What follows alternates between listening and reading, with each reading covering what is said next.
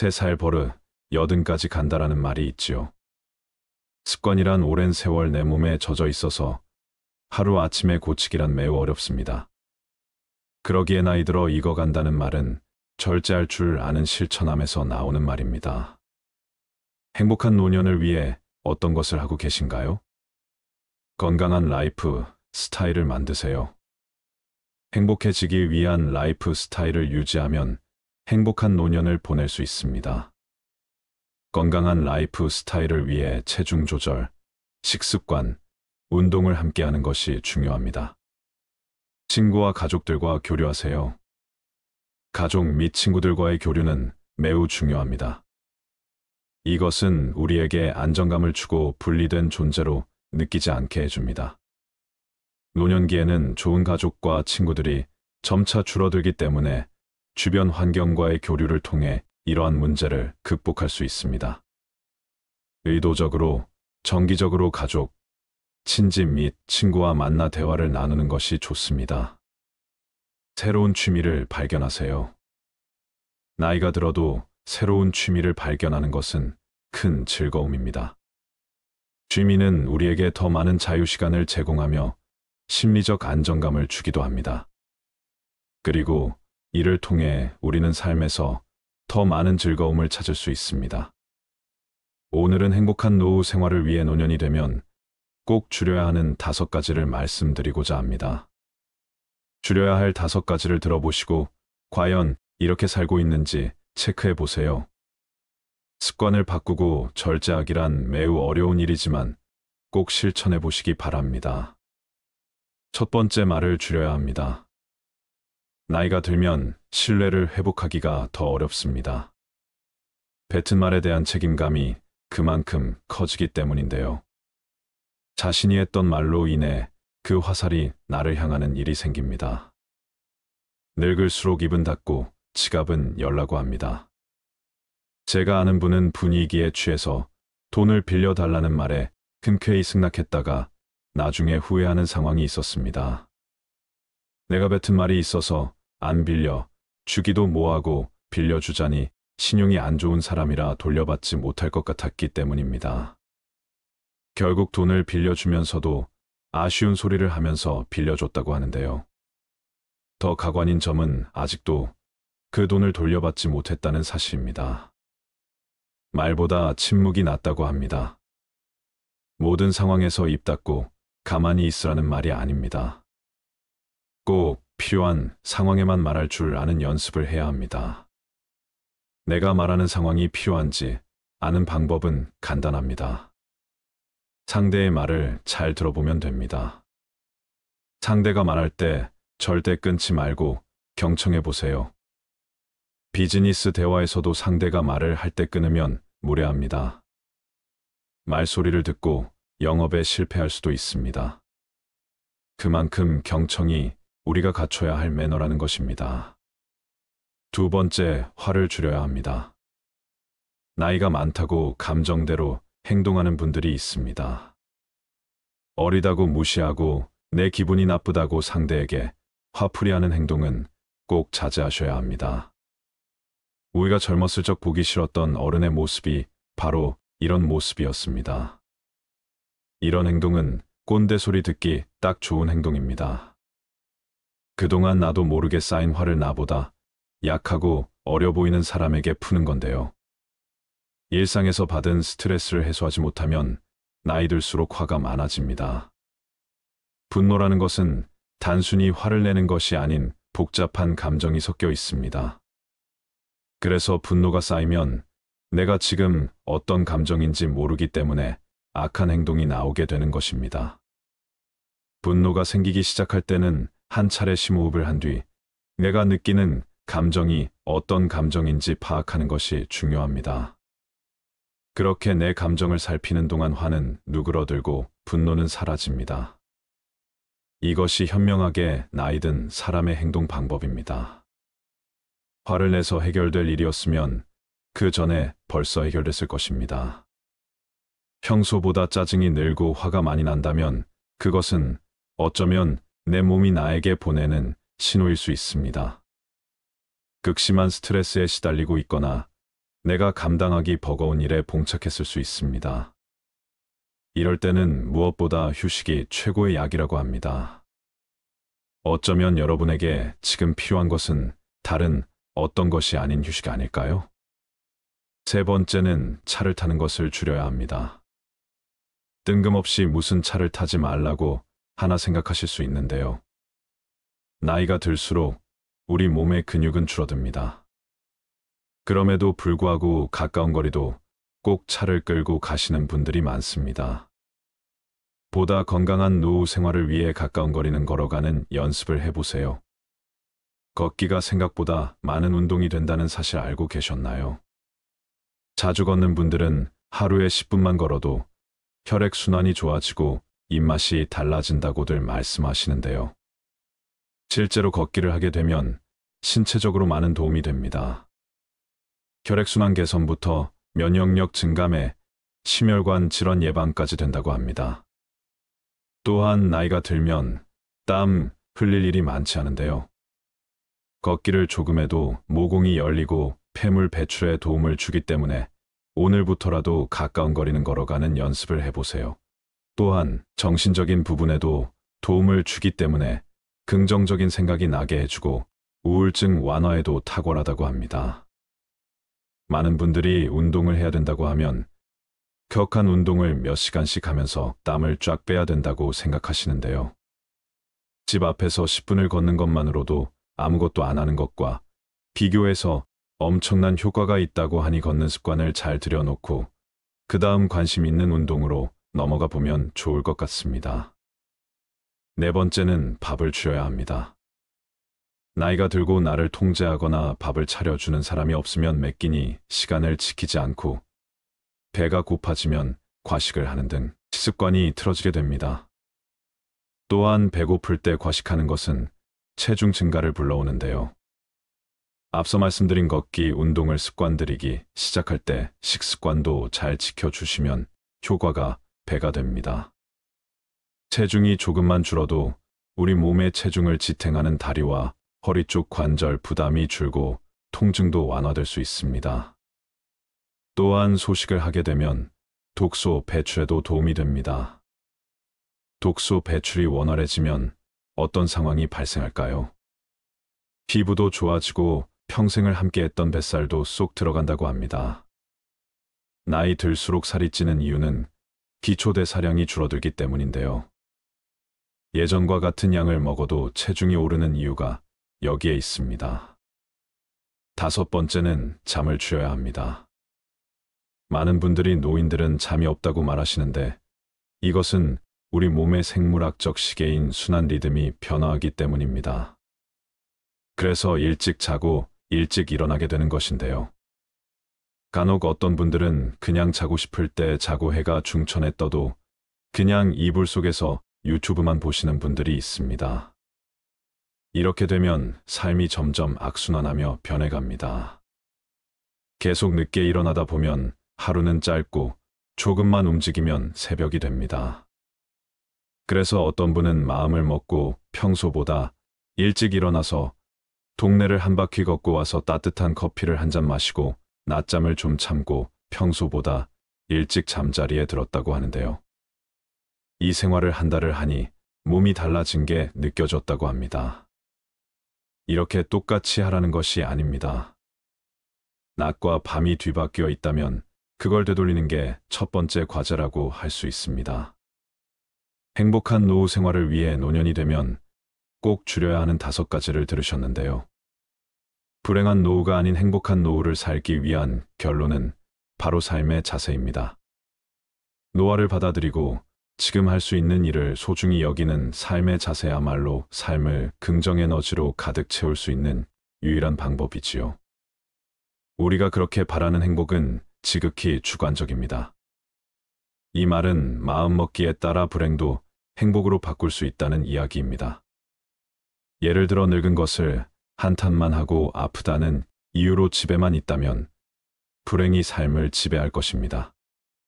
반대로 노화를 받아들이고 어떤 일 있든 할 수 있다는 생각으로 적극적으로 하려 한다면 삶은 더 알차고 행복에 가까워질 것입니다. 그렇다고 행복한 노년을 위해 할 수 있다 하는 강박관념을 가져서는 안 됩니다. 건강하게 오래 살아야 한다라는 과도한 강박과 욕심은 스스로를 압박하고 무리한 절제로 이끌어 결과적으로 행복하지도 건강하지도 못한 삶을 만듭니다. 건강하겠다는 강박에 빠지지 말고 당장 내일 생이 마감돼도 후회되지 않도록 무리하지 않는 선에서 하고 싶은 일을 하는 것이 중요하지요. 행복한 노년의 삶이란 현실을 그대로 받아들이고 내일 당장 생이 끝난다 해도 후회가 남지 않는 시간을 보내는 것입니다. 기대 수명이 점점 늘어남에 따라 몸과 마음이 모두 건강하게 늙기 위해 노력하는 사람 또한 많아지고 있습니다. 60세 이후 건강을 위해 고쳐야 할 건강에 해로운 습관 7가지를 말씀드리겠습니다. 첫 번째, 충분히 숙면하지 않는 습관. 사람이 나이가 들수록 잠이 줄어든다는 말이 있다. 수면 시간이 적더라도 깊이 잠들고 숙면을 하는 것이 중요하다. 두 번째, 사회적 관계를 유지하지 않는 습관. 외로움은 사람을 죽음에 이르게 할 수 있는 위험한 감정이다. 사회적 고립은 인지 저하, 우울증, 면역체계 약화, 비만 등의 위험을 높인다고 한다. 또한 심혈관 관련 질환 위험을 2배로 높일 수 있다. 남성이 사회적 고립을 겪게 될 가능성이 더 크기 때문에 더욱 외로움을 느끼지 않도록 조심해야 한다. 세 번째, 물을 충분히 마시지 않는 습관. 물을 마시는 것이 건강에 좋다는 것은 잘 알려진 사실이다. 어린이와 노인은 체내 수분량이 적기 때문에 탈수의 위험이 높다. 노인이 특히 탈수 위험이 더 높은 이유는 나이가 들수록 다양한 약물을 복용하기 때문이다. 심한 탈수는 신장 및 비뇨기 문제, 열사병, 저혈량 쇼크 발작의 원인이 된다. 네 번째, 과도한 운동을 하는 습관. 노인의 과도한 운동은 몸에 해로울 수 있다. 나이가 들수록 골다공증과 같은 정형외과적 문제가 발생할 위험이 커지는데 고강도 운동은 뼈 문제를 악화시켜 더 많은 건강 문제를 일으킬 수 있다. 일반적으로 60세 이상이라면 걷기나 춤, 요가 등의 운동이 좋다. 다섯 번째, 두뇌 활용을 적게 하는 습관. 사람은 나이가 들면서 뇌도 노화하고 이로 인해 인지적 변화를 경험한다. 알츠하이머 협회에 따르면 뇌 건강에 도움이 되는 사회적, 정신적 활동을 시작하기에 늦은 때는 없다. 새로운 기술을 배우거나 취미를 시작하거나 공부를 시작하는 것이 도움이 될 수 있다. 위에 언급했듯이 사회적 활동은 노인의 인지, 저하와 치매 발병을 늦춘다. 여섯 번째, 음식을 조절하지 않는 습관. 나이가 들수록 제2형 당뇨병이나 심혈관 질환 등 만성질환에 걸릴 확률이 높아진다. 이러한 만성질환을 예방하기 위해서는 설탕과 나트륨 섭취를 적게 하는 것이 좋다. 또한 만성질환이 있을 때는 의료진이 처방한 약물을 적절하게 복용해야 건강을 유지할 수 있다. 일곱 번째, 흡연하는 습관. 만병의 근원인 담배를 끊는 것은 연령과 관계없이 모든 사람에게 유익하다. 이미 흡연한 지 오래되어 늦었다고 생각할 수 있지만 60세에 금연하더라도 건강은 충분히 개선된다. 우리 삶을 방해하는 2가지 요소가 있다. 하나는 어느 것도 끝내지 않는 것이요. 다른 하나는 어느 것도 시작하지 않는 것이다. 남을 부러워하거나 질투하지 마라. 경계하지도 마라.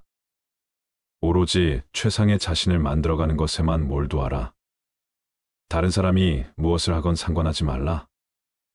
오직 자신이 무엇을 하고 무엇을 하지 말아야 할지 자신의 일에 대해서만 집중하여 생각하라. 스스로의 마음을 다스려 온전히 한 곳으로 집중할 수 있다면 그 어떤 일이든 모두 해결할 수 있다. 남을 위해서가 아니라 너 자신의 행복을 위해 선을 베풀어라. 신의 지혜를 선물로 받아라. 내 눈과 마음을 새롭게 하여 선을 베푸는 그 자체에서 기쁨을 누리는 가장 행복한 사람이 되라. 모든 것은 마음가짐에 따라 이루어진다. 사악한 마음으로 말하거나 행동하면 괴로움은 그 사람을 따라다닌다. 반대로 깨끗한 마음으로 말하거나 행동하면 행복과 보람이 그 사람을 따라다닐 것이다. 부처님 말씀을 토대로 노년의 행복을 위하여 몸과 마음의 건강을 지키는 방법 6가지를 말씀드리겠습니다. 첫 번째, 노후에는 적게 먹어라. 음식이 아무리 맛이 있더라도 제 양을 초과하여 먹어서는 안 된다. 오직 기력을 도와 몸을 이롭게 하는 데에서 그칠 줄 알아야 한다. 수행자는 음식을 탐닉해서는 안 된다. 사람은 누구나 자신에게 부여된 음식의 양과 수명이 있다. 그러므로 자기의 몫이 아닌 음식과 수명을 탐내서는 안 된다. 탐한다 해서 자기의 몫이 아닌 것이 더 오지는 않는다. 음식을 탐하면 수명이 짧아진다. 자기 식복이 정해져 있기 때문이다. 음식에 대한 탐심을 많이 내어 이번 생 자신의 식복을 넘어서면 현생에 더 먹을 복이 없어지기 때문에 수명이 다할 수밖에 없는 것이다. 과식을 하면 복력 또한 소멸한다. 과식을 하는데도 오래 산다면 그 사람은 삶이 불행해지기 쉽다. 식복이 없는데 많이 먹으니 다른 폭력들이 식복을 대체하여 폭력이 줄어들다 보니 불행해진다는 것이다. 음식물 섭취를 줄이면 삶의 진행 과정을 늦출 수 있고 금욕으로 신체의 번식 전략을 생존 전략으로 전환시키면 장수할 수 있다는 것이다. 음식물 섭취를 줄이면 2배에서 4배까지 수명이 증가한다고 한다. 이후야 어찌되었든 과식은 수행자에게 여러모로 도움이 되지 않는다. 과식은 정신을 혼란하게 만들며 온갖 욕구와 번뇌를 불러일으키고 고요한 선정에 이르지 못하게 한다. 소식을 하면 몸도 마음도 경쾌하고 가벼워 쉽게 선정과 지혜를 얻을 수 있다. 두 번째, 술을 멀리하라. 술을 많이 마시면 몸과 마음이 가난해진다. 그러면서도 재물을 가벼이 여기고 사치를 좋아하여 집안을 망쳐 온갖 화를 부르게 된다. 또한 남들과 노름을 즐기고 다른 여색을 엿보게 된다. 술은 온갖 환난의 근본이요 재앙의 근원이다. 술은 독 중의 독이요 병 중에서도 고질병이다. 술은 날카로운 도끼 같아 착한 마음을 손상시키고 괴로움을 부른다. 술을 좋아하는 자는 부끄러움도 몰라 남의 경멸을 받게 된다. 그러므 술을 마실 때는 언제나 절제하는 마음을 가져야 한다. 술은 지혜의 종자를 끊고 어리석음의 결과를 불러온다고 한다. 사람의 정신을 휩쓸고 가는 것은 술만한 것이 없다. 술이야말로 재앙의 근원이고 환난의 근본이다. 과도한 술은 착한 마음을 손상시키고 괴로움을 부르며 경멸을 받게 된다. 술을 마실 때는 언제나 절제하는 마음을 가져야 한다. 사실 술 그 자체는 선도 악도 아니고 좋고 나쁠 것도 없다. 술이라는 것 자체에 어떤 좋거나 나쁜 변하지 않는 성품이 있는 것이 아니다. 그러니 술을 먹는 행위 그 자체를 가지고 좋거나 나쁘다고 단정 지을 수는 없는 것이다. 문제는 술에 있지 않고 사람에 있다. 잘못이 있다면 술 자체가 잘못이 아니라 그 술을 먹는 사람에게 있는 것이다. 술을 먹고 정신을 잃어버리거나 취한 정신으로 온갖 악행을 한다면 그것은 술이라는 경계에 휘둘리는 것이다. 술이라는 것도 하나의 경계에 불과하다. 경계의 그 자체는 언제나 좋고 나쁜 것이 아니다. 다만 경계를 받아들이는 사람에게 허물이 있을 뿐 술이라는 경계에 휘둘리지 않고 내 스스로 술이라는 대상의 마음을 빼앗기지 않으며 스스로 절제하고 다스릴 줄 아는 사람에게 술은 나쁜 것이라고 할 수 없다. 한두 잔의 술로서 인간관계를 가꾸어가며 술이라는 도구로서 삶의 윤활유로 삼을 수도 있지만 자칫 잘못하면 술이 인간을 망치는 도구가 될 수도 있는 것이다. 내 중심을 잡고 내 안의 주인공이 나를 이끌고 가야지 술이라는 경계가 나를 이끌고 가게 해서는 안 된다. 술이라는 경계에 휘둘리지 말라. 절제하며 게으르지 마라. 생활의 즐거움만을 쫓아 구하고 모든 감관을 보호하지 않으며 마음의 정도가 없고 겁이 많으면 악마는 마침내 그를 뒤엎는다. 바람이 약한 풀을 쓸어 넘기는 것처럼 생활의 즐거움만을 구하지 않고 모든 감관을 잘 지키며 먹고 마의 절도가 있고 항상 정진하여 믿음이 있으면 악마는 그를 뒤지 못한다. 생활은 조금 불편해야 좋은 것이라고 한다. 너무 편하면 게을러지고 자신의 빛을 잃을 수 있기 때문이다. 눈, 귀, 코, 혀, 몸을 가만히 내버려 두고 보호하지 않으면 이내 그 육신의 감각은 좋은 것만을 가리게 되고 욕망에 뒤덮인다. 그러면 나아가 먹고 마시는 일에 절제가 없어지고 몸은 게을러져 어떤 일도 스스로 해 나갈 수 없게 되며 나약해지고 겁이 많아지게 마련이다. 그랬을 때 그 나약한 마음의 틈을 타고 악한 생각이 들어오고 온갖 마장이 들끓게 된다. 모름지기 사람은 생활의 즐거움만을 구하지 않아 불편한 가운데 스스로 이겨낼 수 있는 힘과 지혜를 길러야 한다. 또한 먹고 마시는 일에 절제가 있으며 항상 끊임없이 노력하고 정진하여 마음의 틈을 만들지 말아야 한다. 악마는 그런 수행자를 뒤덮지 못한다. 세 번째, 마치 바람 앞에 우뚝 선 큰 산처럼 죽을 때 가지고 갈 수 있는 것을 위해 살아라. 아무리 건강한 몸이라도 질병에 시달리게 마련이며 젊음도 늙음으로 돌아가고 어떠한 목숨이라도 죽음 앞에 무너지게 마련이니 영원한 것은 자비로운 마음으로 정법을 닦는 것이다. 그러면 임종에 이르러 후회하지 않게 될 것이고 임종에 이르러 후회하지 않으면 집착이 없어 좋은 곳에 날 것이다. 생이 있는 모든 것은 반드시 사가 있게 마련이다. 삶이 경이롭고 죽음 또한 경이롭고 신비롭다. 살아있음이 아름답듯 죽음 또한 아름다움의 시작이다. 죽음이 비참하고 괴롭고 어둡고 무서운 것이라는 생각이야말로 인간이 만들어낸 가장 큰 착각이다. 죽음은 또 다른 신비로운 세상으로의 여행이다.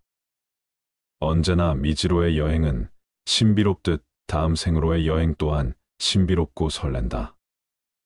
물론 이번 생을 온갖 악행과 폭력과 화와 번뇌로 물들이며 악업을 쌓아온 사람에게 죽음은 괴로운 세상으로의 여행이 되겠지만 선행과 자비와 사랑과 나눔과 깨어있음의 수행으로 한 생을 살아온 사람들에게 죽음은 설레고 행복한 새로운 탄생을 의미한다. 누구나 태어나면 죽고 건강하던 몸이 허약해지면 부귀영화도 사라지고 젊음도 늙음으로 돌아간다. 그러나 육신이 죽더라도 업력과 폭력과 수행력은 다음 생에 또 다른 새로운 나를 형성시켜 갈 것이다. 선업을 짓고 자비로서 복을 짓고 깨어있음에 수행을 행한 이는 임종에 이르러 후회하지 않을 것이고 후회가 없고 집착이 없는 이는 반드시 좋은 곳에 날 것이다. 죽음을 준비하는 것은 곧 삶을 어떻게 살아갈 것인가를 준비하는 것이다. 웰다행이 곧 웰빙의 바탕이다. 지금 이 순간 임종이 닥친다면 후회가 없을 것인가? 업과 복과 수행 앞에서 부끄럽지 않을 수 있겠는가? 죽고 나서 가지고 갈 수 없는 것들에 목숨을 거는 어리석은 삶을 그만두라. 죽고 나서 가지고 갈 수 있는 것들이야말로 참되다. 죽음에 이르렀을 때에도 생사의 분별에 집착하지 않으면 평생을 쌓아온 업장이라 소멸할 수 있다. 일생을 수행했을 임종에 이르러 생사에 집착하면 그 수행은 물거품이 되고 오히려 마귀의 포로가 되고 만다. 지금이라도 본래 마음을 깨달으면 다시 번뇌에 물들지 않는다. 하루 중에도 잠자리에 들기 직전이 중요하다. 시끄러운 TV, 소음에 시달리다 잠에 들면 잠든 내내 소음이 꿈속까지 뒤따라와서 정신을 뒤흔들어 놓지만 잠들기 직전 고요함 속에서 잠에 들면 밤새 고요함이 지켜진다. 가만히 잠들기 직전 무슨 생각을 하다 잠이 들었는지, 그리고 그 생각들과 꿈에는 어떤 연관이 있었는지를 떠올려 보라. 잠들기 직전의 생각이 온통 꿈속까지 휘젓고 다니며 잔점을 방해하고 있음을 알아차리는 데는 그리 많은 노력이 필요하지 않다. 하루 중에 이처럼 잠드는 순간이 중요하듯 일평생 가운데는 죽는 순간이 중요하다. 아무리 일평생 수행을 잘했다 하더라도 죽는 순간 생에 집착하여 미련을 못 버린다면 그간의 모든 수행은 물거품이 되고 오히려 마귀의 포로가 되어 헤매고 말지만, 죽음에 이르러 생에 집착하지 않고 냉철한 깨어 있음으로 죽음의 순간을 지켜본다면 일평생의 수행을 뛰어넘는 결과를 얻을 수도 있다. 죽는 순간 생사에 집착해 자유롭기 위해 사는 순간에도 끊임없이 생사의 집착을 놓아버리는 공부를 하는 것이다. 하루하루의 삶이 깨어 있으며 집착을 버리고 욕망을 거스르며 온갖 번뇌를 놓아가는 쪽으로 비움과 수행의 삶을 사는 사람에게 죽음은 삶의 연장이다. 삶의 순간순간을 어떤 방식으로 살았느냐에 따라 죽는 순간을 어떻게 대처하느냐가 결정되어지기 때문이다. 올바른 웰빙이란 웰다잉과 다르지 않다. 웰다잉을 위해 죽는 순간에 공부를 위해 사는 순간, 생사에 집착 없이 올바로 죽는 연습을 하는 것이다. 생사를 비롯한 양극단의 모든 분별을 죽이는 것이야말로 참말로 잘 죽는 웰다잉이다. 네 번째, 더 이상 애쓰면서 살지 마라. 부모에게 받은 이 몸은 마치 시방의 허공을 입으로 불면 미진의 티끌이 있는 듯 없는 듯함 같으며 맑은 큰 바다에 거품이 흘러가면서 생겼다가 사라졌다함과 같다. 겉모습과 몸매와 외모가 중요한 세상, 이런 세상이야말로 이 세상이 얼마나 정신적인 타락의 길을 걷고 있는지를 증명해 주고 있다. 바깥에 보이는 것에 휘둘린다면 내면에 중요한 것은 뒷줄 신세를 면치 못한다. 몸의 실체는 어떠한가? 그것은 꿈과 같고 환술 같고 거품과 같고 그림자와 같고 티끌과 같다. 이런 몸을 무얼 그리 사랑하고 애착하는가? 그래서 옛 스승들은 이 몸을 똥주머니라는 똥만 잔뜩 넣어 가지고 다니는 똥주머니라고 했다. 똥주머니를 위해 무얼 그리 치장하고 내세우며 어여삐 여기는가? 몸 안의 온갖 내장이 기관들 똥오줌을 다 끄집어내 보면 얼마나 더럽고 흉측한 것인가? 그걸 다만 이 하얀 살결에 포장한 것에 지나지 않을 뿐이다. 살결에 포장한 것을 조금 잘했다고 예쁘다 하고 못했다고 못났다고 차별할 일이 무엇인가? 모두가 한낮 뜬 구름과 같고 바다에 뜬 거품과 같으며 꿈과 같고 그림자와 같은 것일 뿐이다. 다만 마음이 중요한 것이다. 몸을 중요시 여기는 그 마음이 우리 몸을 더욱 더럽히고 욕되게 만든다. 몸에 얽매이고 집착할수록 정신은 공허하게 총기를 잃고 만다. 그러니 몸 형상 모습 생김새를 탓하지 말고 또 얽매이지도 말자. 몸을 이제 그만 놔둬라. 다섯 번째, 부모님을 잘 섬기고 부모님께 효도하라. 부모님 공경이 곧 부처님 공경이다. 부모님은 나를 낳아서 나로 하여금 도를 배우게 하심으로 모든 남자는 나의 아버지이며 모든 여인은 나의 어머니로 알아라. 이제 깨달음을 얻는 것은 다 부모님의 은혜이니 사람이 도를 배우고자 하면 먼저 효도로 정진하지 않으면 안 된다. 부모님의 은혜는 부처님의 은혜와 동등하고 부모님을 섬기는 데서 오는 과보는 불보살님을 섬기는 데서 오는 과보와 동등하다. 부모님께 효도를 베푼다면 이 세상의 모든 선행의 으뜸이 된다. 부모님이야말로 지금의 나를 개 한 뿌리이며 근원적인 인연이기에 부모님이나 부부 자식처럼 나와 가까운 인연은 곧 내 안에 업이 투영된 관계라고 볼 수 있다. 그들 속에서 나를 볼 수 있어야 한다. 그들과 나와의 관계는 곧 내 안의 업을 녹이는 공부이고 나 자신을 성장시켜가는 마음, 공부의 생생한 현장이다. 업장 소멸에 열린 장이 바로 가족이며 부모다. 그렇기에 부모에 대한 효도야말로 우주적인 순리를 따르는 수행이 자비의 시작이다. 부모님과의 관계가 바르지 못하다면 그 첫 단추가 사회생활의 모든 단추를 흐트러지게 만든다. 가족과의 관계, 그 기초 위에서 모든 타인들과의 인연이 성숙되어 가는 것이다. 특히 효도는 모든 자비와 지혜의 첫 단추와 같다. 그래서 부모님을 공경하는 것은 곧 부처님을 공경하는 것과 같다고 하는 것이다. 부모님처럼 가장 가까운 인연을 소중하게 간직할 수 있어야 한다. 가장 가까운 인연이야말로 내 업의 나눔이니 부모님과의 관계가 껄끄럽고 아름답지 못하다면 그것은 부모님과의 닦아야 할 업이 많은 연유이다. 부모님을 잘 섬기고 부모님께 효도하라. 그것이 업장 소멸에 매우 빠른 길이고 모든 공덕이 그로 인해 시작된다. 어리석은 범부들은 나를 나라고 보아 나에 집착한다. 그러나 필경에는 나도 없고 내 것도 없나니 나를 비우고 내 것이라는 생각도 비워야 한다. 법이란 생각을 일으키면 마와 법이 생기고 법이란 생각이 사라지면 나와 법도 사라진다. 내 자식이다, 내 재산이다 하면서 어리석은 사람은 괴로워한다. 사실 내 몸도 나의 것이 아닌데 어찌 자식이나 재산이 나의 것일 수 있겠는가? 내 자식이다, 내 재산이다, 내 생각이다, 내 것이다 하는 것은 다 어리석은 생각이다. 나도 내가 아닌데 내 몸도 이번 한 생 잠시 쓰고 나면 이 우주에 돌려주어야 하는데 하물며 내 소유를 어찌 내 것이라고 할 수 있겠는가? 잠시 빌렸을 뿐이다. 내 몸도 우주법계에서 잠시 빌어다 쓰는 것이고 내 소유도 잠시 법계에서 빌어다 쓸 뿐이다. 그러니 집착할 것이 없다. 내 몸도 이 우주에서 품어낸 온갖 음식을 잠시 빌려 유지하고 있을 뿐이고 내 생각도 이 세상의 수많은 생각들을 인연 따라 잠시 채용하여 내 식대로 조합해 쓰고 있을 뿐이며 내 자식도 우주적인 법계의 인연과 업의 법칙에 따라 잠깐 부모의 몸을 빌어 나왔을 뿐이다. 세상 모든 것들이 이처럼 다른 모든 존재들 의지하여 다만 잠시 그 모습을 취하고 있을 뿐이다. 세상 모든 존재는 우주의 것이며 다른 모든 존재들의 것이다. 6번째, 유산을 남겨주기 위해 자신의 귀중한 생애를 다 쓰지 마라.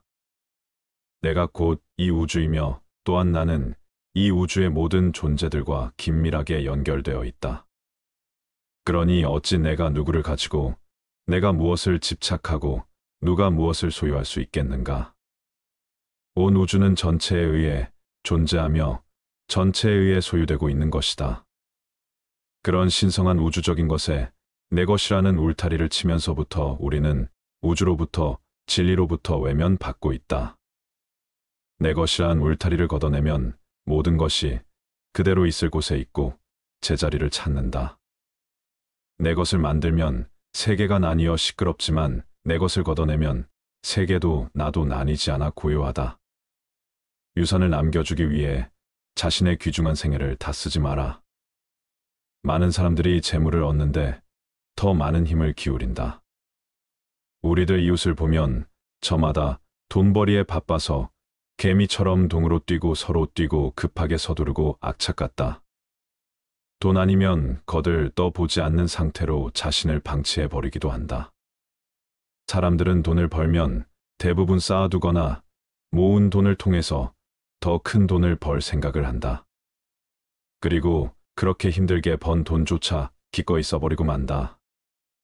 다행히 어떤 사람이 생애를 무사히 마칠 때까지 별탈 없이 돈을 엄청나게 벌었다 치자 그동안 그가 땀을 쓴 보람으로 남은 것은 단지 황금 덩어리일 뿐 이제 귀중한 세월은 다 써버리고 말았다. 남은 그 황금 덩어리를 남에게 물려줄 일만 남은 것이다. 그런 생애가 혹시 남 보기에는 호화롭고 멋지게 보일지 모르지만 그는 사실상 인생을 잃기 위해 돈을 벌었으며 남에게 빼앗기기 위해 돈을 번 것이나 마찬가지다. 돈을 벌어서 써보지도 못하고 유산으로 남겨주기 위해 귀중한 인생을 낭비했다. 그는 참으로 허망한 일을 했으며 잊힌 생애를 살았다고 말할 수밖에 없다. 평생을 의식주의 호화호식 위에 악전고투를 하며 사는 것처럼 어리석은 일은 없다. 더구나 대체로 대한 유산을 물려받은 사람들은 순식간에 재산을 탕진하는 일들을 주위에서 흔히 보아왔다. 그렇다면 그는 자신의 인생도 돈을 위해 망치고 유산을 물려준 자녀까지 망치는 일을 자행해온 셈이 된다. 명예는 보배롭고 명성은 탐나는 것이지만 그것은 소수의 비범한 자에게만 허용되는 왕관이다. 그리고 그것은 돈으로도 살 수 없는 값진 것이다. 그러나 사람들은 명예의 월계관보다 재물을 더 선택하고 있다. 과연 돈이 많으면 남들이 떠받들 것이다라는 말이 사실이며 그것이 과연 행복을 가져다 줄 것인지는 의문이다. 모두가 그토록 바라던 순간은 바로 지금이다. 비록 100년을 살지라도 마음이 어리석다면 고요한 마음으로 하루를 사는 것만 못하다. 비록 100년을 산다고 하더라도 마음이 어리석고 탐욕스럽고 성냄을 일으킨다면 차라리 고요하게 그 마음을 비추며 한순간을 보내는 것보다 못하다. 살면서 탐내고 어리석음을 지으면 그것이 다 번뇌가 되고 업이 되어 윤회의 수레바퀴만 더욱 길어지게 만들 뿐이지만 고요하게 그 마음 비추며 한순간을 보낸다면 억겁의 윤회를 쉬게 할 것이기 때문이다. 한순간을 살더라도 고요한 마음으로 마음을 비추며 영상 속에서 산다면 어리석은 마음으로 100년, 1000년을 사는 것에 비할 수 없는 공덕이 생긴다. 어리석은 세월은 날이 갈수록 업장만 늘리게 되지만 고요한 한순간의 명상은 업을 소멸하고 지혜를 움트게 한다. 시간이란 환상일 뿐이다. 아무리 오랜 시간일지라도 단 한순간의 평화와 맞바꿀 수 없다. 지금은 바쁘고 정신이 없으니 나중에 기도하겠다는 사람, 지금은 삶이 버거우니 노후가 되어 조용할 때 수행하겠다는 사람, 지금은 돈이 많지 않으니 훗날 돈을 많이 벌게 되면 그때 가서 보시하겠다는 사람, 그들은 100년, 1000년보다도 더 소중한 지금 이 순간이라는 인생의 클라이막스를 놓치고 있는 것이다. 지금 행하지 않으면 더 이상 시간은 없다. 지금까지 우리는 100년, 1000년을 뒤로 미루며 지금까지 오지 않았는가? 그렇게 찾아오던 최상의 때는 바로 지금이며 최고의 장소는 바로 여기이다. 수행에서는 한순간도 버릴 것이 없다. 한순간이라도 마음을 고요히 하고 비추어 보라. 찬란한 지금 이 순간을. 부처님 말씀을 토대로 노년의 행복을 위하여 몸과 마음의 건강을 지키는 방법을 말씀드렸습니다.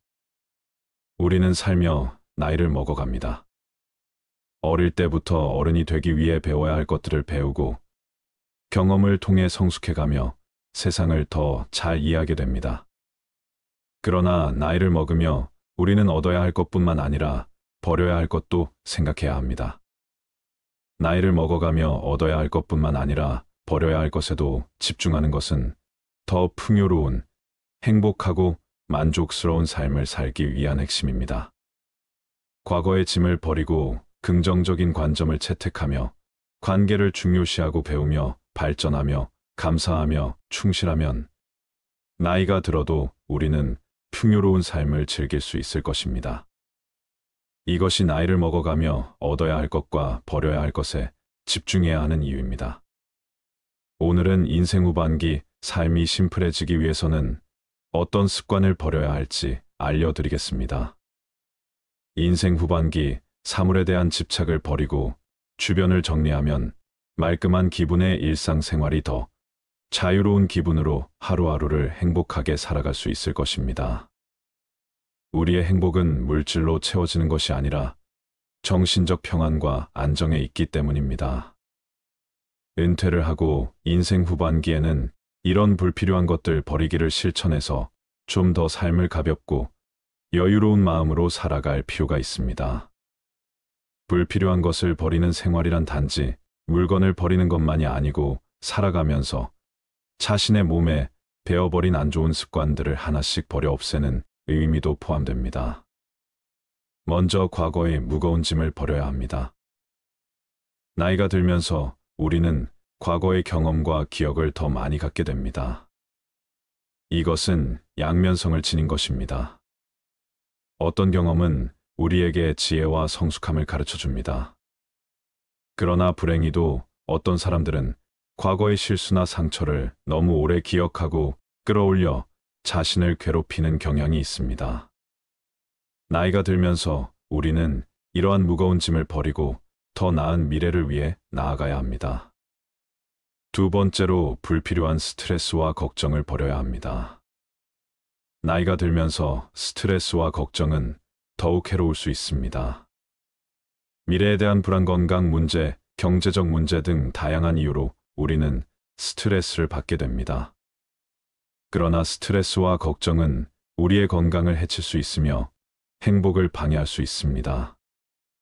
나이가 들면서는 불필요한 스트레스와 걱정을 버리고 현재의 순간을 즐기기 위해 노력해야 합니다. 세 번째는 바로 선입견입니다. 어릴 때는 몰라서 이럴 거야 하고 착각하고 오해하는 경우가 많고, 나이가 들면서는 이랬으니 이렇겠지 하고 편견을 갖게 되는 경우가 많습니다. 어릴 때는 내가 잘 모르고 어리석다는 것을 감추고 싶어서 그랬던 것 같고, 나이가 들어서는 미지의 것에 대한 호기심을 잃어버려서 그랬던 것 같습니다. 시간이 지나 여러 가지 일들을 경험하고 그런 경험으로 인해 지혜가 생기는 것은 좋은 일이지만, 반대로 선입견이라는 것이 생겨버리기도 합니다. 그래서 아직 해보지 않은 일에 대해, 아직 읽어보지 않은 책에 대해, 보지 않은 영화에 대해, 아직 제대로 만나보지 않은 사람에 대해 제대로 알아보려 하지 않고, 눈 돌리지 않았는지, 귀를 닫고 이야기를 듣지 않았던 것은 아니었는지, 마음을 열고 생각을 기울여 주었는지 본인에게 물어봐야 합니다.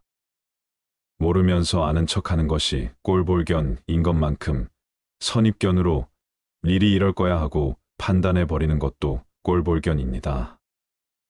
물론 해보고 읽어보고 만나보고 들어보고 그 다음에 판단을 내리는 것은 괜찮습니다. 인생을 살면서 쓸데없다고까지는 할 수 없어도 그다지 꼭 필요하지 않은 것들에 너무 많은 시간과 물질 에너지를 낭비하고 살고 있다는 생각이 들 때가 있습니다. 우선 큰 집과 자동차 집안을 꽉 채우고 있는 수많은 가구나 옷, 기타 각종 물건들과, 그리고 온갖 사람들과의 관계 때문에 생기는 행사나 만남들, 이로 인한 형식적 체면 치레 때문에 많은 시간과 돈을 쓰게 됩니다. 나이가 들면서 우리는 지금까지의 삶에 감사하고 충실해야 합니다. 우리의 경험과 노력에 대한 감사의 마음을 가지고 더 나은 미래를 향해 나아가야 합니다. 또한 가족과 친구들에 대한 감사의 마음을 표현하고 나누는 것도 중요합니다. 나이를 먹어가며 얻어야 할 것뿐만 아니라 버려야 할 것에도 집중하는 것은 더 풍요로운, 행복하고 만족스러운 삶을 살기 위한 핵심입니다. 긍정적인 관점을 채택하며 관계를 중요시하고 배우며 발전하며 감사하며 충실하면 나이가 들어도 우리는 풍요로운 삶을 즐길 수 있을 것입니다. 이것이 나이를 먹어가며 얻어야 할 것과 버려야 할 것에 집중해야 하는 이유입니다. 나이가 들면 들수록 물건의 사용 여부와 상관없이 버리지 못하고 모아두는 습관이 생깁니다. 여러 원인이 있지만 인지기능 저하가 주요 원인으로 꼽힙니다. 사람은 나이가 들면 서서히 인지 기능이 떨어지는데, 실제 저장강박증이 있는 자도 젊은 층보다는 노인에게서 많다고 합니다. 오래된 신문 잡지책, 옷을 버리지 못하는 것에서부터 심하면 실내가 쓰레기로 가득 찬 상태로 내버려 두기도 합니다. 인구 중 2에서 5% 나타날 정도로 흔한데, 환자는 젊은 층보다 노인에게서 2배 정도 많다는 연구 결과가 있습니다. 하지만 이러한 물건들은 생활 속에서 무심코 사용하다가 건강에 악영향을 주는 것들이 있습니다. 알고 보면 건강에 무척 해로워 당장 버려야 하는 것들이 있습니다. 오늘은 안 아프고 건강하려면 65세 전까지 즉시 버려야 할 물건 5가지에 대해 알려드리겠습니다. 첫 번째, 오래된 약과 영양제. 집에 영양제가 쌓여있는 분들 많으실 겁니다. 그런데 모든 영양제를 매일같이 잘 챙겨 드시나요? 어떤 영양제는 매일같이 꼼꼼히 챙겨 드시기도 하겠지만 어떤 영양제는 체질에 잘 맞지 않아 먹지 않고 한자리에 몇 년간 방치되기도 합니다. 아까워서 버리지 않고 가끔씩 드시는 분들도 있고요. 하지만 유통기한이 지나 변질된 영양제는 효능이 떨어질 뿐만 아니라 간에도 무리를 주기 때문에 반드시 버려야 합니다. 약도 영양제와 마찬가지입니다. 건강해지기 위해 먹는 것이므로 유통기한이 넘은 영양제와 약은 과감히 쓰레기통에 버려 건강을 지키시길 바랍니다. 두 번째, 플라스틱과 나무도마. 집에서 오래된 플라스틱 용기를 아무렇지 않게 사용하는 경우가 많습니다. 플라스틱 제품을 잘못 사용할 경우 건강에 치명적일 수 있습니다. 사용 중인 플라스틱 용기 중 PC 제품과 긁힌 상처가 많은 용기들을 모두 버리시기 바랍니다. 이러한 용기들은 가열할 때 유독 가스를 방출하는 물질인 비스페놀 A로 제조되었을 가능성이 매우 높습니다. 또 음식을 가열할 때 플라스틱 용기보다는 유리 용기를 사용하여 가열하는 것이 가장 좋습니다. 그리고 매일 우리는 집에서 도마를 사용해 음식을 만들어 먹습니다. 칼질 많이 한 플라스틱과 나무로 된 도마에 당연히 시간이 지날수록 흠집이 많아집니다. 수많은 틈 사이에는 박테리아나 곰팡이가 서식하기에 좋아 사용 후에는 반드시 도마를 깨끗이 닦아 통풍이 잘 되는 곳에 잘 말려줘야 합니다. 음식은 우리의 입을 통해 몸 안으로 들어가므로 위생적인 조리도구를 이용하는 것이 무엇보다 중요합니다. 세균과 곰팡이는 면역력을 떨어뜨리고 염증을 일으키기에 반드시 도마를 깨끗하게 유지하고 자주 바꿔 주도록 하세요. 요즘은 스테인리스 도마도 있다고 하니 균이 번식하기 어려운 도마를 사용해 보는 것도 좋을 것 같습니다. 세 번째, 낡고 다른 운동화. 운동화를 한번 사면 몇 년을 계속 신게 되는데 오래된 운동화는 굽이 달라 충격 흡수율이 매우 낮습니다. 또한 신발은 걸음걸이에 따라 뒷부분이 많이 마모되게 합니다. 그런데 마모가 된 신발을 계속 신는다면 어떻게 될까요? 특히 운동할 때 신는 운동화의 뒷부분은 체중이 실리면서 몸의 충격이 흡수되는 곳이므로 마모가 되면 새로운 신발을 신어줘야 합니다.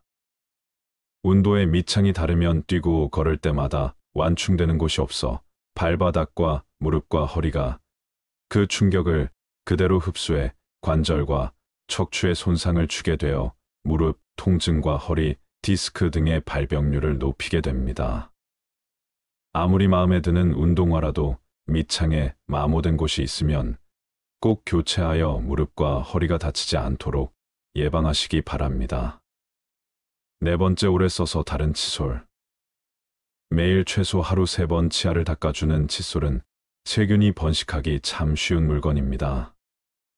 더군다나 입안 닦기 때문에 각질층이 없는 점막에 바로 세균이 침투하기 쉬워 각별히 깨끗하게 관리해야 합니다. 입안에 상처가 있다면 바로 혈관을 통해 세균이 우리 온몸을 헤집고 돌아다니게 되므로 반드시 칫솔 관리 위생을 지켜주셔야 합니다. 칫솔에 세균이 번식하는 것을 막으려면 일주일에 한 번 물을 묻혀 전자레인지 1분간 돌려주면 된다고 합니다. 생각보다 간단하죠.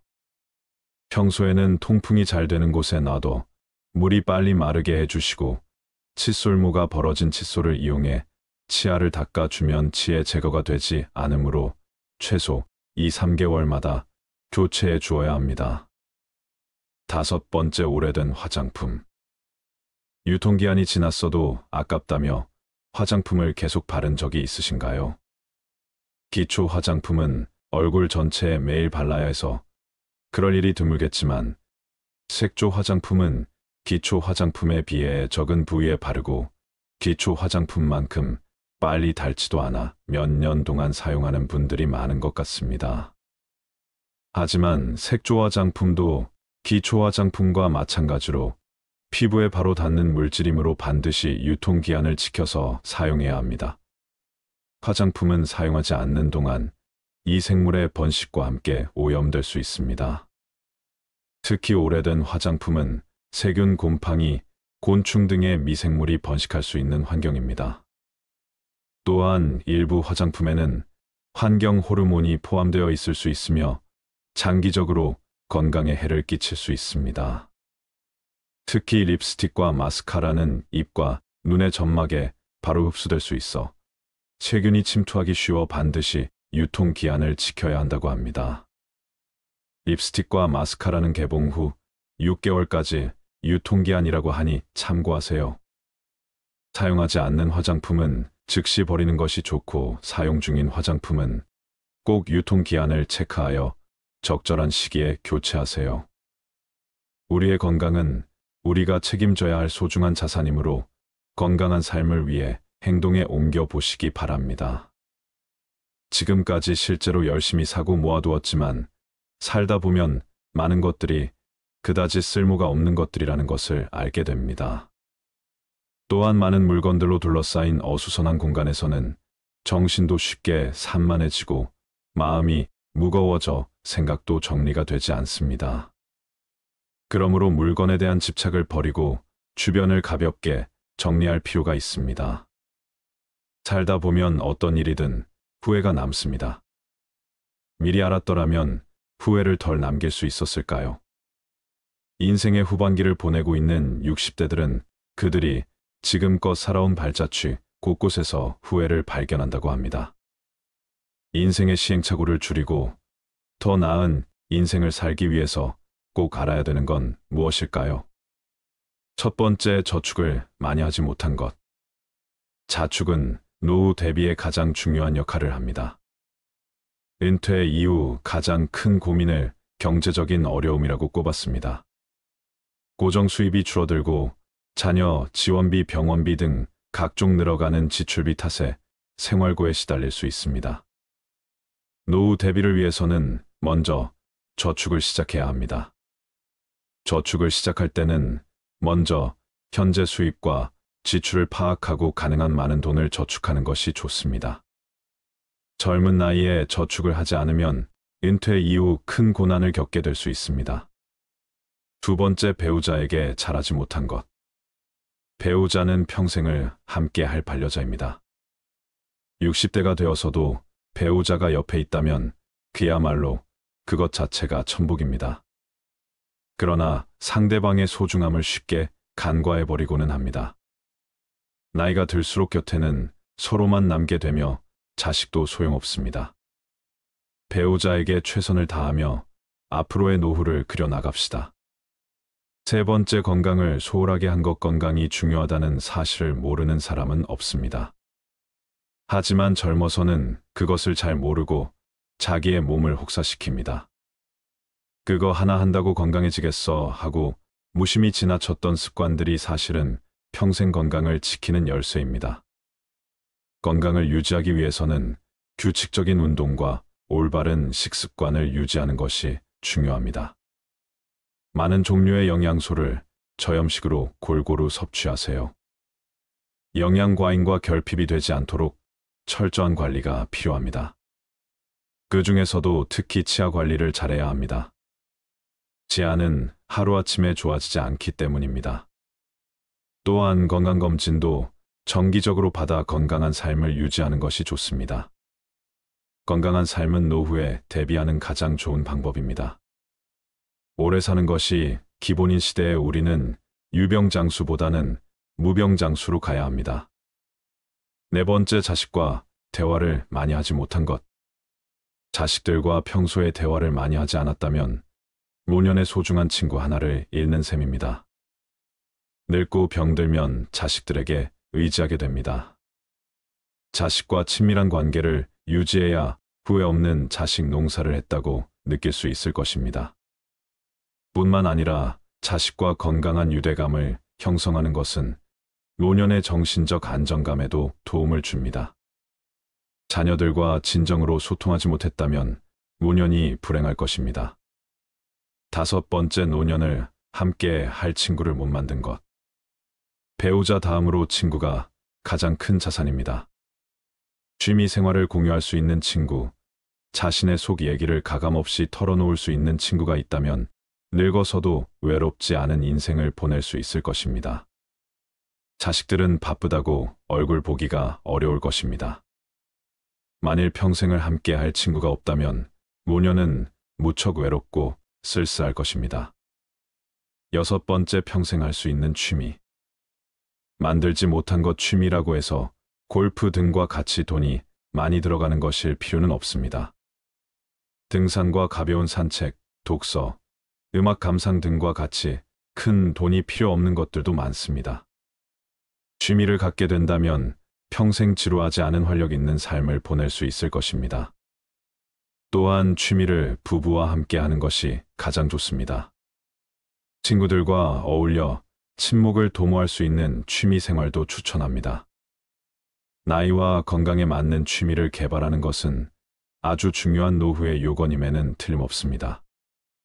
7번째, 배움을 멈춘 것. 60대 공부하는 것은 지난 삶이 바빠서 하지 못한 공부를 하거나 여생에 필요한 지식을 습득하는 경우도 있고, 또 단순히 시간을 보내는 한가로운 독서도 있습니다. 하지 못했던 배움을 한다는 것은 아주 소중한 시간입니다. 요즘에는 70대 이상의 노인들도 컴퓨터를 배우고 새로운 도전에 나서고 있습니다. 평생 공부하고 배우는 일을 멈춰서는 안 됩니다. 배우려는 열정이 있다면 인생이 모작도 가능하다고 전문가들은 조언합니다. 8번째, 일기를 쓰고 기록을 남기지 못한 것. 은퇴한 나에 생각해보면 자신이 살아온 인생의 험하고 덧없이 느껴질 때도 있습니다. 그럴 때 평생 자신이 걸어온 발자취를 돌아보고 정리하는 것이 필요합니다. 그렇게 하기 위해서는 젊어서부터 기록을 남기는 습관이 필요합니다. 일기를 매일 쓰라고 말하는 것은 아닙니다. 다만 틈틈이 기록하고 사진 등을 남겨놓으면 나중에 자신의 삶을 정리하는 데 도움이 될 것입니다. 9번째, 연금과 보험을 들지 못한 것. 노년기에는 뜻하지 않게 먹더니 들어가는 경우가 많습니다. 대부분 건강과 관련된 비용입니다. 60년대생들이나 그 이전에 태어난 사람들에게는 노후 준비에 대한 접근, 방식이 현대의 젊은 세대와는 다르게 해야 한다는 건데, 노후 준비 시간이 상대적으로 적다는 점을 감안하여 고령자를 위한 특화된 투자 상품을 찾아볼 필요가 있습니다. 예를 들어 안정적인 수익률을 제공하는 연금, 상품이나 투자 상품 등을 활용할 수 있습니다. 또한 투자에 대한 전문적인 조언을 받기 위해 금융 전문가의 도움을 청하는 것도 좋은 방법입니다. 노후 준비는 재무적인 준비뿐만 아니라 건강 상태를 유지하는 것도 중요합니다. 이는 의료비 부담을 줄이는데 도움이 될 뿐만 아니라 더 나은 삶의 질을 유지하는 데도 기여합니다. 한 살이라도 어릴 때부터 경제와 재테크에 관심을 갖는 게 중요한데, 이제는 선택이 아닌 필수인 시대인 것 같습니다. 이러한 돈을 아깝다고 생각하기보다 준비를 한다고 생각해야 합니다. 마지막으로 99%가 공감한 내 인생에 더 도전하고 여행을 많이 다니지 못한 것. 그때 했어야 했는데, 그때 그 시절에 나만이 할 수 있었던 일이나 도전이 있었을 것입니다. 대부분의 사람들이 평생 살아오면서 가장 후회하는 것 중 하나가 도전을 하지 않았던 사실이라고 답했습니다. 이어 여행을 떠나지 않았던 사실을 안타까워했습니다. 자식 키우고 회사 일을 하느라 여유가 없었을 것입니다. 그래도 다른 돈을 아껴서 여행을 떠나라고 선배들은 조언합니다. 훗날 회상할 수 있는 좋은 추억을 마련해 놓는 셈입니다. 그동안 수고한 60대의 모든 삶을 응원합니다. 올해 85살인 할머니가 가장 후회되는 것 중 하나가 너무 많은 걱정을 하고 산 것이라고 말하였습니다. 할머니는 이렇게 말씀을 하셨다고 합니다. 걱정하지 마. 그냥 내가 걱정한다고 못 사는 자식이 잘 사는 것도 아니고, 내가 걱정한다고 병이 낫는 것도 아니야. 걱정은 하는 게 아니야. 차라리 그냥 좋아지길 바라는 게 더 좋아. 그리고 마지막에 죽을 때 웃는 사람이 행복한 줄 알았는데 그게 아니야. 평상시에 걱정 없이 행복하게 웃는 게 진짜 행복한 거야. 행복은 저축처럼 안 쓰고 모아둔다고 모아지는 게 아니야. 행복할 땐 그냥 걱정 없이 행복해야 돼. 평상시에 걱정 없이 행복한 것이 진짜 행복한 사람인 거야. 모아두었다가 꺼내 쓸 수 있는 게 행복이 아니야. 그냥 걱정하지 마. 편히 그냥 그렇게 웃으며 살아. 그게 최고야. 근데 그걸 그동안 못했어. 너무 늦게 깨달은 거지. 이 말을 보고 참 생각이 많아지더군요. 그동안 제가 어떻게 살았는지도 뒤돌아보게 되고 그랬습니다. 이럴 때 어느 스님의 말씀이 생각이 나네요. 과거를 후회하며 삶의 오답을 찾으려 하지 마라. 삶은 정답이 될 수 있고 오답도 될 수 있다. 즉, 삶의 정답은 없다. 개개인 모두가 정답이 될 수 있고 모두가 오답의 가능성도 있다. 그런데 우리는 끊임없이 정답을 찾고 쫓는 것에 습관이 되어 있다. 그러면서 후회를 한다. 그럴 필요 없다. 지금 내가 서 있는 이 자리가 내 자리이고 정답과 오답을 나누며 분별하는 마음이 괴로움을 가지고 오는 것이다. 정답이든 오답이든 그냥 그대로 다 받아들이면 그대로 정답이 되는 것이다. 여러분들의 후회되는 것들은 무엇이 있나요? 그리고 그 후회되는 것들을 하지 않기 위해 어떤 노력을 하고 있나요? 지금껏 쉴 틈 없이 달려온 여러분의 마음에 위로가 되는 좋은 글 하나 읽어 드리도록 하겠습니다. 다들 마음을 내려놓고 어느 한 의사의 이야기에 집중해 주시길 바랍니다. 나는 의대 교수였다. 79세의 노인이다. 정신과 전문의로 50년간 15만 명의 환자를 돌보고 학생들을 가르쳐 왔다. 퇴직 후 왼쪽 눈의 시력을 완전히 잃었다. 당뇨병, 고혈압, 통풍, 허리 디스크, 관상동맥 협착, 담석 등 7가지 중병과 고달픈 스트레스를 벗삼아 어쩔 수 없이 살아가고 있다. 한쪽 눈으로도 아침이면 해를 볼 수 있고 밤이 되면 별을 볼 수 있다. 잠이 들면 다음 날 아침에 햇살을 느낄 수 있고 기쁨과 슬픔과 사랑을 품을 수 있다. 남의 아픔을 아파해 줄 수 있는 가슴을 가지고 있다. 세상을 원망할 시간이 없다. 지팡이 짚고 가끔 집 밖으로 산책을 했다. 한쪽 눈이지만 보이는 것만 보아도 아름다운 것이 많았다. 지금은 다리에 힘이 없어 산책이 어렵지만 계절이 바뀔 때마다 보이는 앞산숲을 색깔이 아름답다. 삶이 감사하다. 인생이란 바로 여기와 지금이다. 행복을 느낄 시간과 공간과 사람은 바로 지금이다. 지금 여기에서 함께하는 사람들과 어울려 한 번이라도 웃으며 이야기를 나눌 수 있는 곳이 바로 즐거움이다. 살아보니까 그렇다. 내 속에서 행복을 만드는 물질은 엔돌핀이다. 엔돌핀은 과거의 행복한 추억 때문에 생기는 게 아니다. 지금 내가 즐거워야 엔돌핀이 형성된다. 사람이 어떻게 늘 행복하기만 하느냐고 묻는 이들도 있다. 그런 이분법적인 생각에서 벗어나야 한다. 어제 죽은 사람들이 하루라도 더 살기를 원했던 그 소중한 시간에 나는 오늘을 살고 있다. 괴롭고 슬퍼도 한 가닥 희망을 만들어 보자. 살아있음이 즐겁고 만날 수 있음에 감사하자. 지나간 세월은 어렵게 살았더라도 다 행복했던 거라고 나이 든 사람들은 이야기한다. 왜냐하면 사람은 누구나 짜릿하게 행복한 시간이 있었다. 사람은 그 추억으로 사는 것 같다. 괴로움을 겪어봐야 행복할 줄 안다. 인생살이 살면서 오늘 지금 여기가 제일 중요하다라는 말이 맞는 말 같다. 아내 없이 살아보니까 있을 땐 몰랐는데 젓가락 한쪽이 없어진 느낌이다. 있을 때 잘해라는 말을 많이 들었는데 그럼 어떻게 살아야 할까? 우리 장인이 하신 말씀인데 나에게 주어진 대로 감사하면서 받아들이면 다 보여. 행복의 답은 바로 지금 여기 내 가슴에 담겨 있다. 고개 들어 저 멀리 하늘을 한번 보자.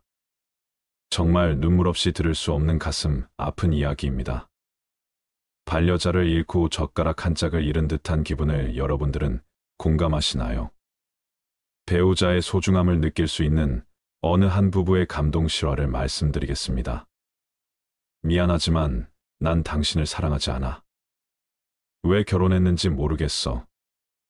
나는 말했다. 아내가 두 손으로 얼굴을 가리고 말없이 울었다. 난 미안했지만 등을 돌리고 집을 나왔다. 아내와 더 이상 살아갈 자신이 없었기 때문이다.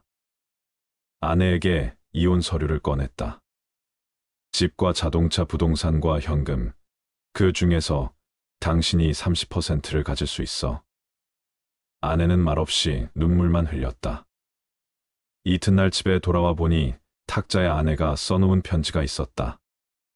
눈물이 얼룩져 있어서 혹시 내 마음이 흔들릴까 봐 읽지 않으려 하다가 나도 모르게 읽어내려갔다.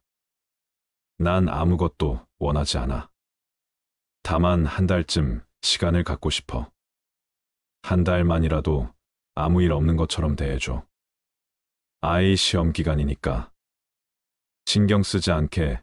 그리고 이혼 조건으로 한 가지 부탁만 할게. 당신이 결혼 첫날 아침 출근할 때 나를 안아서 거실에서 현관까지 갔던 것처럼 한 달간만 그렇게 해줘. 이 여자가 미쳤나 이런 생각이 들었지만 한 달이면 끝날 일이니까라고 생각하며 그렇게 해주기로 했다. 첫날 거실에서 아내를 들어올려 안았을 때 몹시 어색했다. 몇 년간 우린 신체 접촉이 없었으니까. 칩보를 걸어 현관까지 갔을 때 뒤에서 아이가 박수를 쳤다. 멋있다면서 나는 아이에게 웃음을 지어 보이며 아내를 내려놓고 출근했다.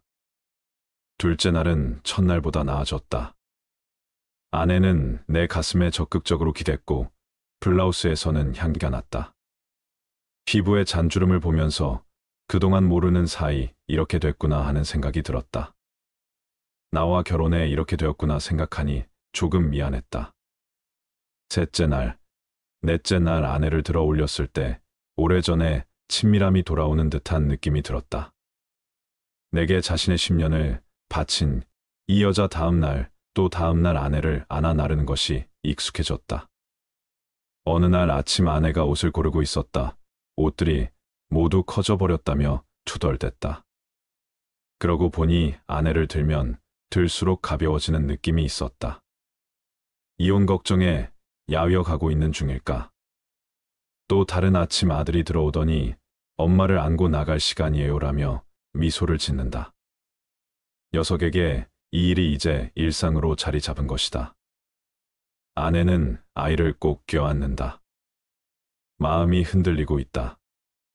드디어 마지막 날이 왔다. 나는 아내와 헤어질 수 없다는 걸 알았다. 이혼을 취소하기로 했다.